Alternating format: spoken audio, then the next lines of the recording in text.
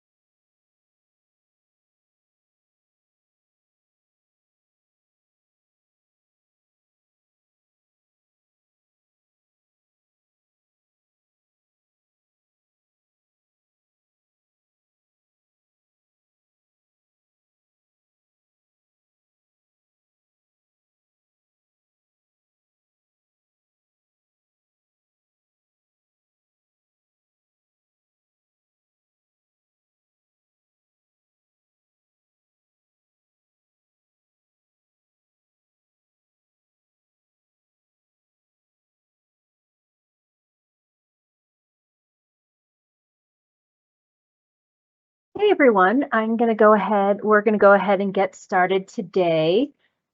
Please, there is a Q&A chat on your sidebar. And if you have questions that come up during the presentation, go ahead and drop them in there. And depending on the question and situation, I may interrupt Molly and have her address the question. Otherwise, we may just address them at the end, just depending on what makes sense for the flow. And I'm going to go ahead. Molly, do you want to turn your camera on and I can get you on screen for a moment just to say hello? Yes. Hey, second. Everyone. I'm Molly Fitzpatrick. I'm the Clerk and Recorder. It's so nice to be here with you all today. Thanks for taking the time. And Mirkala, are we good to just go ahead and start? Just give me one moment. Okay.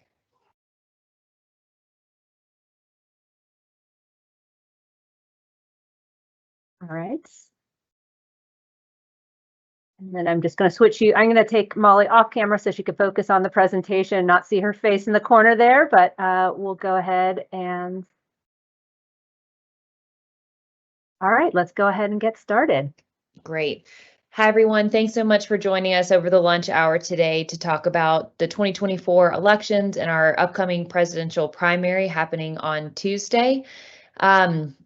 This presentation will cover key information about Boulder County, about our voters, key dates for the presidential primary and the upcoming elections this year, and then also what our office has been focusing on in preparation for 2024. So as you can see on this slide, we'll go ahead and kick it off with some statistics about Boulder County. So Boulder County has 224,000 active registered voters, and compared to 2014 when we had 184,000 active registered voters, you can see that that's quite a jump in growth, which really reflects the growth that we've been seeing in Boulder County and our state as a whole. The majority of voters in Boulder County are unaffiliated. I know it's misconception that the majority of our county is Democrat, but the majority of our county actually is registered as unaffiliated, followed by the Democratic Party and then the Republican Party. And this information and other statistics about Boulder County is available on our website, bouldercountyvotes.gov, if you want to look at this and see how it changes over time, as well as other voter registration statistics. This slide represents active voters by city. And so if we have any folks from Longmont on the call, congratulations. The city of Longmont has officially surpassed the city of Boulder with more registered voters. And so that happened about a year ago. So we like highlighting that for our Longmont folks. And again, this information and more is found on our website under maps and data at bouldercountyvotes.gov. Here's some information about voter turnout in Boulder County. So generally speaking, this is probably obvious to everyone, but we have higher turnout in general elections and lower turnout in coordinated elections. We also have some information about what we saw in 2020 for the presidential primary, highlighted in red, the statewide primary, and then the presidential primary as well. I don't know if I said that. So we generally compare like election to like election. So in 2020, we saw 63% turnout for the presidential primary. So, again, these elections are similar in turnout, and we would hope to see as high turnout again this election. But we know that the dynamics can be a little bit different election to election. All of that plays into it. But again, this information is on our website. Okay, here is a high-level review of the calendar. The presidential primary is on Tuesday, vote by 7 p.m. The presidential primary is only held by the two political parties, the Democratic and Republican parties, and unaffiliated voters are allowed to participate in this primary. Unaffiliated voters receive 2 ballots in the mail, but they can only vote and return 1 ballot. Previously, there was an option for unaffiliated voters to request only 1 ballot be sent to them. Now it's standard to just send 2, but the same rule applies to only submit 1 back to our offices. It's going to be a very straightforward ballot. It's just going to have 1 contest on the ballot. So we encourage folks that if they know how they're going to vote, please go ahead and turn that ballot in because it helps our office process ballots over a longer period of time. And with the presidential primary, which is a newer election as of 2020, we do get asked if there are still party caucuses, and the answer is yes, there are still caucuses. Those gatherings are where the political parties elect local leadership, and they also are a ballot access tool for candidates. At the same time that we are conducting this election, we are also planning for the next election in June. And so that's when there is going to be a statewide primary, meaning that everybody will be participating in that. That's going to be congressional and then the state level contest. And then November 5th, of course, is our general election. Okay.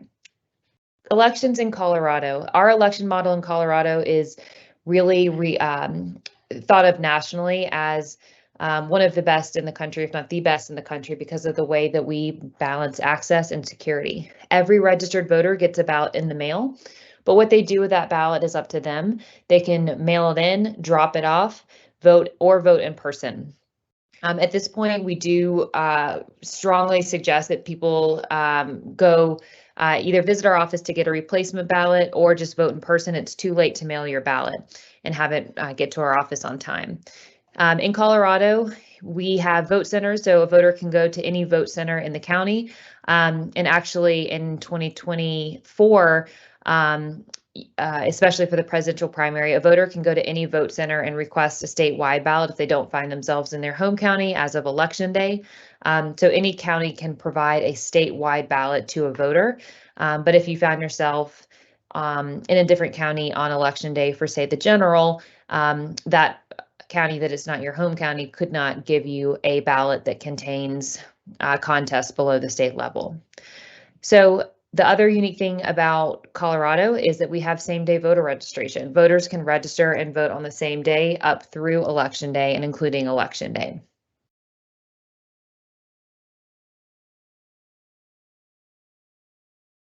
At a high level, here is the election calendar. So you can see all of the activities that we've already conducted, including voting system testing that's done in coordination with the local political parties. And that testing is to validate that the tabulation system is properly tabulating votes.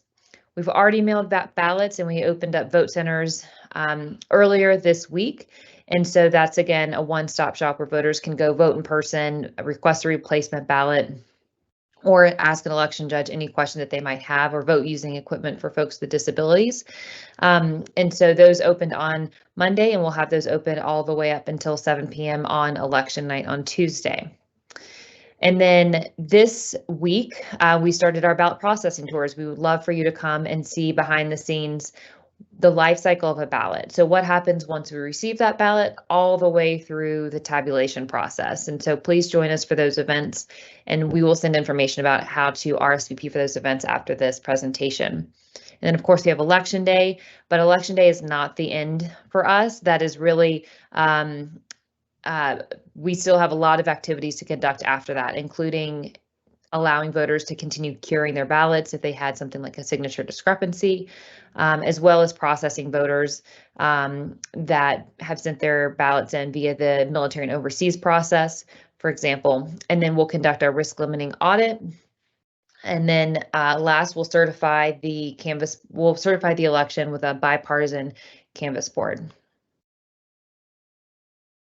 And then these are the key dates for June, just to highlight that.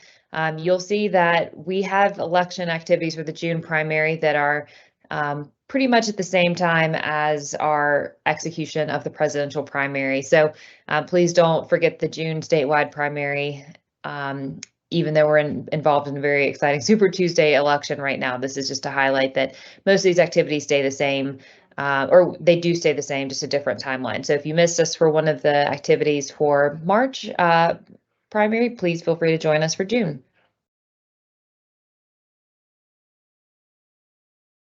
There are multiple options for returning your ballot.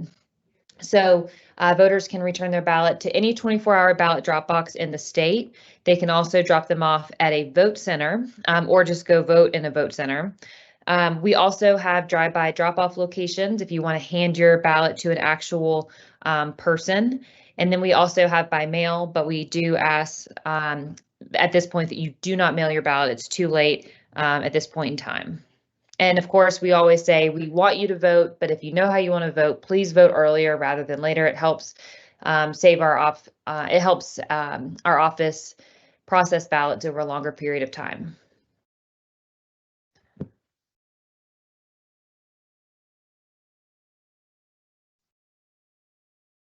Next, we wanted to highlight mail ballot processing activities. And so again, these activities are ones that we will run through in person at our in-person ballot processing tours that are happening over the next couple of days. But at a very high level, we receive ballots from all of the places that we just went over: the secure 24-hour ballot drop boxes, the Postal Service. And we first start by looking at the signature on those mail ballot envelopes and comparing them to the signature that we have on file for voters. And so if those signatures are verified by our bipartisan teams of election judges, those ballot envelopes are moved upstairs for processing and tabulation. If we're not able to make a match on the envelope and the previous signatures that we have on record for that voter, those envelopes will stay downstairs on our first floor until the voter actually cures their ballot. And we'll talk about the signature verification process down the road. But at a high level, what we're doing is ensuring that we're doing signature verification on the first floor, and then moving the ballot upstairs for processing on the second floor once identity has been confirmed.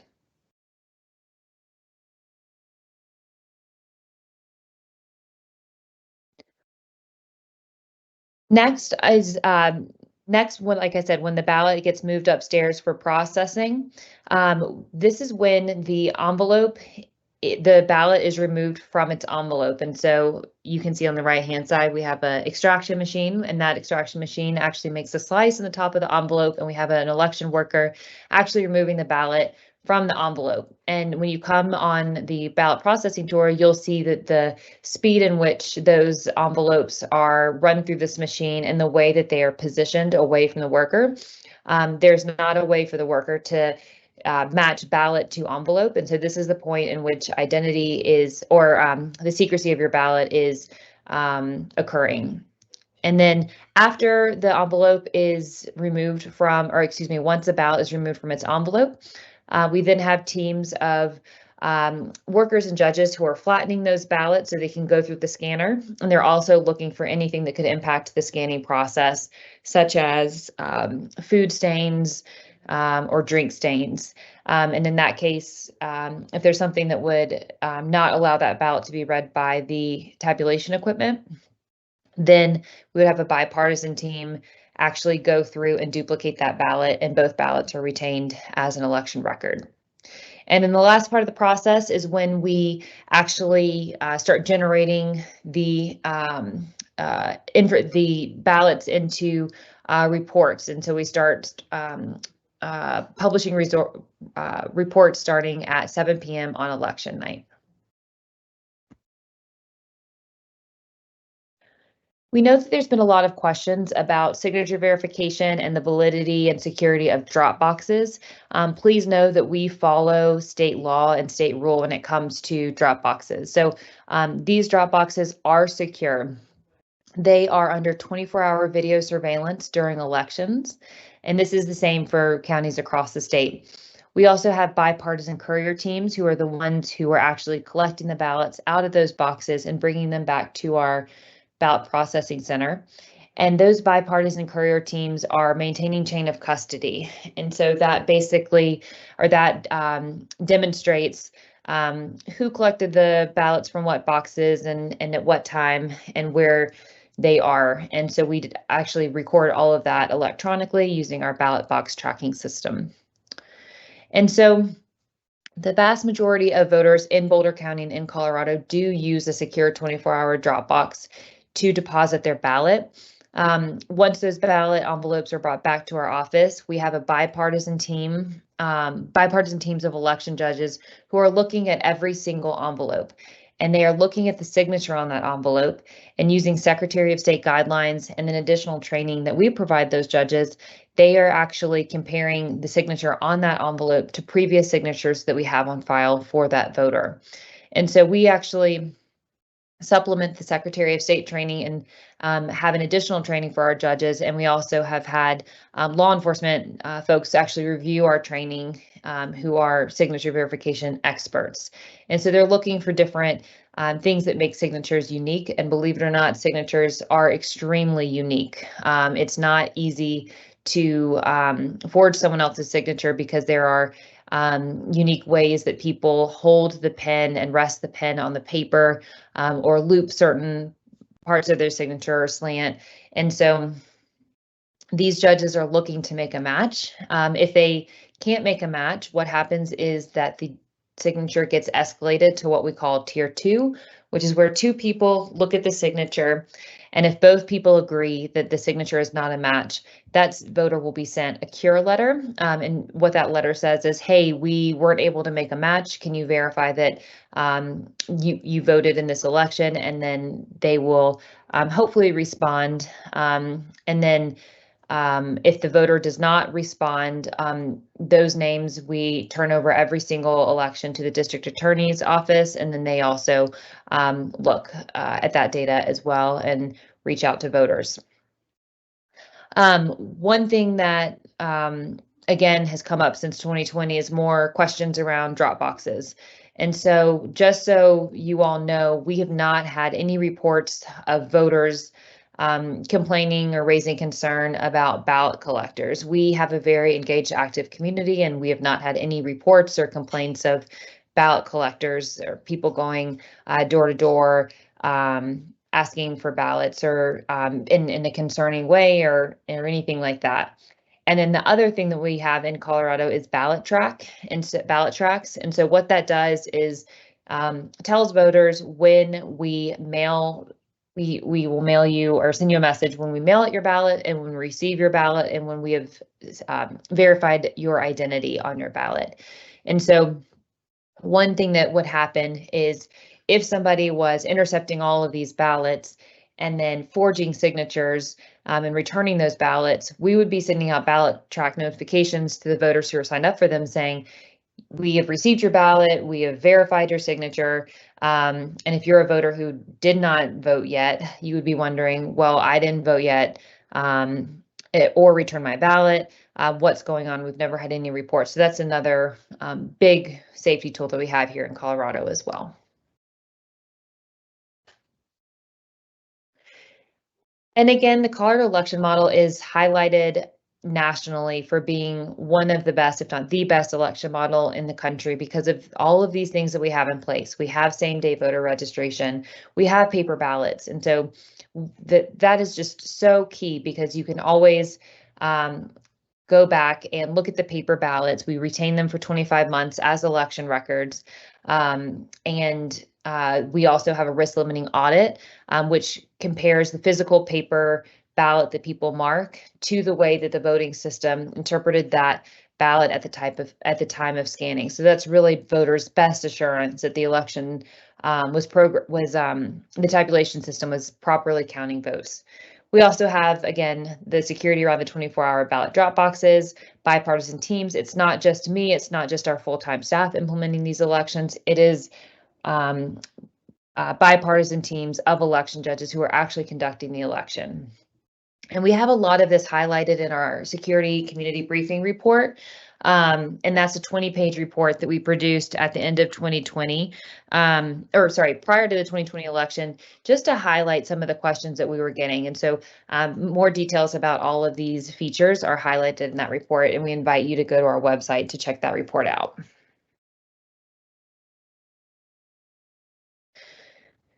We also have a lot of critical partnerships, and this, alongside the Colorado election model, really does help us ensure that our elections are secure and accessible.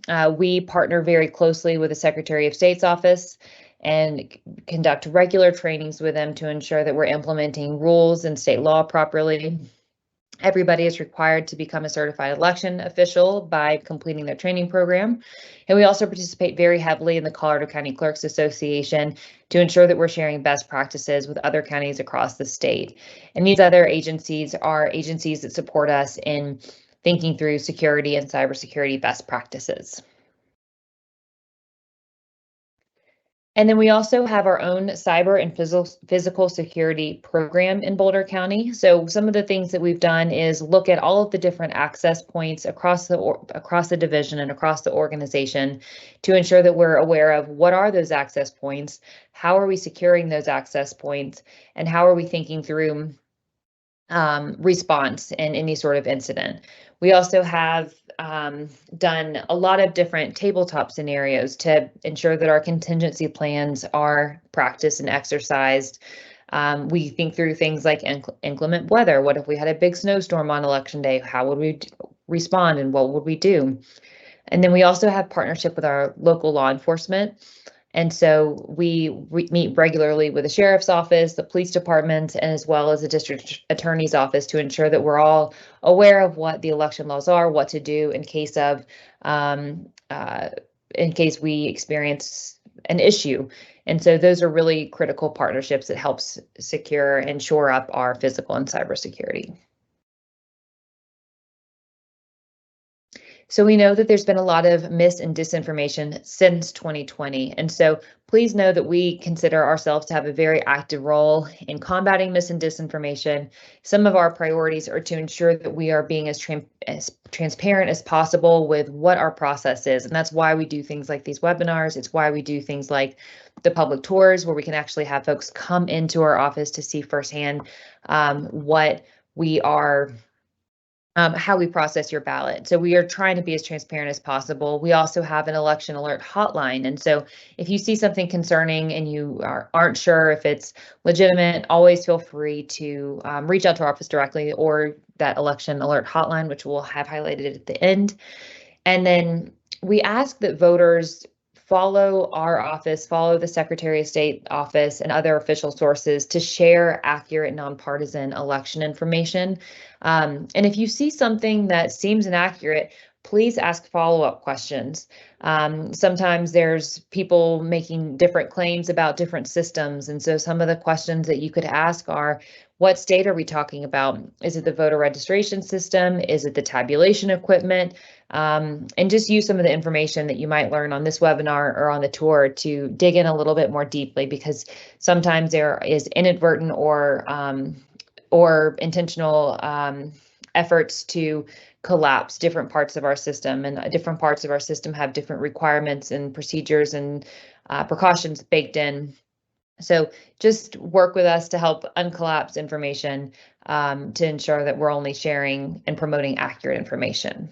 And then last, just please encourage family and friends to come on these tours, come on these webinars, and let us know. We want to be as open as possible. And we never want to make anyone feel wrong for any concern that they have or any question that they have. We are here to support voters in whatever part of the journey they're in, whether it's their first time voting, whether they've got concerns that have been brought up to them by family members or friends. Just know that we're here to help in whatever way we can. Last, our office works we work a lot on other efforts outside of just the implementing an election. So we are active in legislation that advances our values in implementing elections that are secure and accessible. And so we have actually on our website an overview of what bills we have worked on at the Colorado legislature and why we've worked on those bills, and some context of what impact they've had. We also do a lot of security exercise. Like I said, in a year like 2025, you might be thinking, oh, what is there to do if you're not implementing an election? Well, that's really the time to practice our security scenarios. It's a time to look at all of the lessons learned from the previous election and update our standard operating procedures and practice our new changes. We also do things like partner with the Department of Homeland Security so they can come and walk through our environment and invite us to consider different ways to harden our physical office. All of this is highlighted in our public accountability program. So this is something that we started a couple of years ago. And the intention behind this is to ensure that we're being visible to the public about what we're doing, some of our wins over the year, what our goals are. So those reports are put out annually. McCalla does a great job in putting these reports together and just features key highlights from our office. And so this is on our website as well. And that's all we have. So here are some key plugs. Please make sure that you're following us on all of the social media channels. And we would love for you to consider including an email address on with your voter registration record. We do not send that many emails, but the emails that we do send are very important and include key dates and information. So please go on and add your email address and make sure that your voter registration record is up to date. And then here are the dates for the public processing tours, and we'd love to see you there. So we'll give it a couple minutes for any questions that people have about this election or anything related to elections in Colorado and Boulder County. Happy to take them.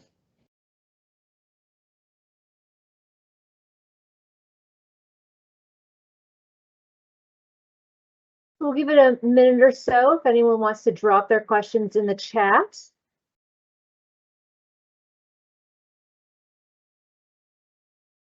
A couple things to add to, if for some reason you can't make it to, so we have plenty of space. I think we only have about a half dozen RSVPs for each tour so far for both Saturday and this coming Monday. But if for some reason you can't make it to either of those, we will be doing this again in June, and as well as a similar presentation. And for those, again, a big plug, if you found out about this presentation through the newspaper or from a social media or other means, then we also email all voters invitations to these. So that's really the best way. And that email address is not part of the public record, meaning it's not part of the data file that we're required to provide to political parties that has your name and your political party affiliation, things of that nature. So that piece and email address is not public, and we do not email very frequently.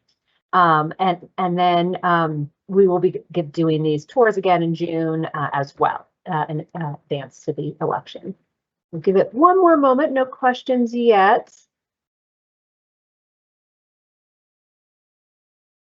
And if you, for some reason, missed any part of this presentation, I will be taking the recording and publishing it out on that YouTube channel. So that's another means. We do also have some other videos, which I believe I sent a couple links to in today's email. There's a couple of additional videos as well. They're a little dated, but hopefully we'll be doing refreshes of those videos in 2025. Oh, I've got a question here.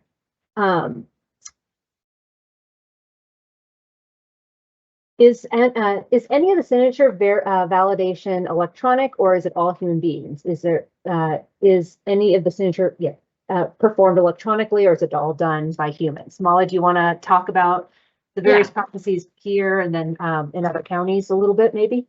Sure. So that's a great question.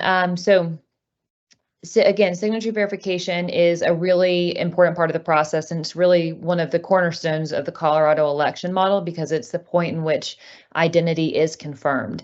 And so in Boulder County, every single signature is looked at, reviewed, and verified by a human. In some counties in Colorado, they do use software to help supplement what the judges do.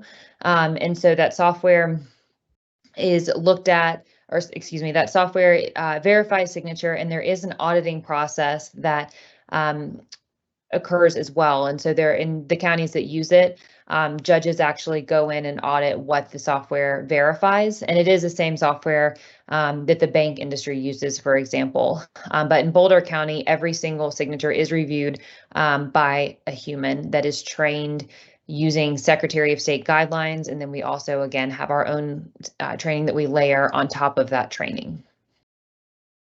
All right, and the next question is, for those waiting for the Supreme Court decision about Mr. Trump, how are those ballots being handled? Yes, so this is, we have had in the past many instances in which a candidate either dropped out, for example, and we were required to not present those results. And so what would happen is we would tabulate ballots as normal, and then the results just would not be presented for those candidates. And so we would continue to follow the process that we have in other years where a candidate was no longer running for office. But right now we are, staying the course with our normal procedures. But should something like that happen, we would do what we've always done in the past and follow guidance from the Colorado Secretary of State's office. And Molly, do you want to just talk briefly just in that process about when we start ballot processing? Sure. So in Colorado, we are very fortunate that we are allowed to start processing ballots well before Election Day. And so, for example, our teams of scanners actually started scanning ballots on Monday of this week. And so they are scanning ballots as they come in. And what happens is that, again, no report is generated until election night. But we are allowed to scan ahead of time, which is nice because it means that we can provide a more complete set of election results at 7 p.m. on election night. But that is not going to be the whole story because we will usually get, upwards of 50,000 ballots back on election day alone. And a lot of those ballots will come in the afternoon. And so we will be scanning typically well into the coming days for a big election. For the last election, we got most of the results posted by Wednesday night. But typically it does take us a couple of days, even though we can start scanning early. All right, we'll give it about 30 more seconds to see if any more questions come in, and then we'll wrap up. Great questions. And again, for those interested in that ballot processing, it's about a 30-minute tour in person, and I think it's really just fascinating to see the process and also see the point in the process where your identity gets separate. Your identity is the ballot envelope and how that gets separated from your ballot in that whole process. So again, a great time to come in, see that firsthand and see those processes. Oh, one more question here. How frequently are ballot judges recertified? Experts say internal persons with credentials are the highest risk for cybersecurity. Can you repeat the beginning part of the question? How frequently are ballot judges recertified? So every single election, judges go through a training for the role that they are going to be performing. And so a lot of the time we're fortunate that judges come back and they're going to be doing the same role that they might have done in the past. But regardless of tenure, we do have judges still go through a training to ensure that the content is refreshed for them, and that they remember it from last election, because there can be some some months that have gone by, or a couple of elections have gone by that they might have been in that role previously. And so we will do a refreshed training for them to make sure that they're up on the on anything that's changed, and also kind of firm up anything else that they might have learned in a previous election. But we also do conduct, if this question is more about background checks, we do conduct background checks on our judges. And then on top of that, we also have a presentation and conversation with judges about what they should do if they have concerns about another judge or staff member. So we know insider threat concerns are real, and so we let people know what their reporting avenues are. So for example, they could go to their supervisor, they could go to me or our elections director, but if they don't want to go to one of us or those folks, they could go to the district attorney. And so we'll provide that contact information for them as well as the FBI. So we want to make sure people feel confident about their reporting avenues. So if that question was more about the insider threat angle of it, I would say, that's how we train folks. And if it's more about like how often are they trained, we train them every time they are in a new role or come back. And why don't you talk just a moment just about how we get our election judges and the party involvement? So judges are hired in close coordination with the political parties, and so we get a list of judges from each political party, and we start with that list. And so we will exhaust that list, and to us, exhaust means we'll reach out to the people on that list 3 or more times to plug them into a role. And after that, we can supplement with unaffiliated voters. And we know that there's a lot of unaffiliated folks in our county, but we are required by state law to start with the political party list. And so that is where we will start, and then we'll go from there. We are always in need of more Republicans. So if you are a Republican or know Republicans, please have them get in touch with the Republican political party here in Boulder County to inquire about being on that list, because we would love to have an even bigger list of folks to draw from. And if you're at all interested, there's always a form on our website that you can fill in. And obviously we've hired for this Tuesday that were complete. Most of the positions for election judges require a several-day commitment or more. So we've hired up for this election. But if you're interested in working in June or in the fall, go ahead and fill out that form. I believe it's linked from the election information page. I'll go ahead and include that in our post-webinar email to everyone. But again, don't hesitate to fill in that form. That just shows interest. And again, we would love to have you because it's a great experience working in an election. Okay, well, I think unless we get any last minute questions, I think that wraps up everything. And feel free to send follow-up questions to me or and like I said, I'm going to send a follow-up email to this, and hopefully we'll see some of you on Saturday or Monday. Thank you. Thank you.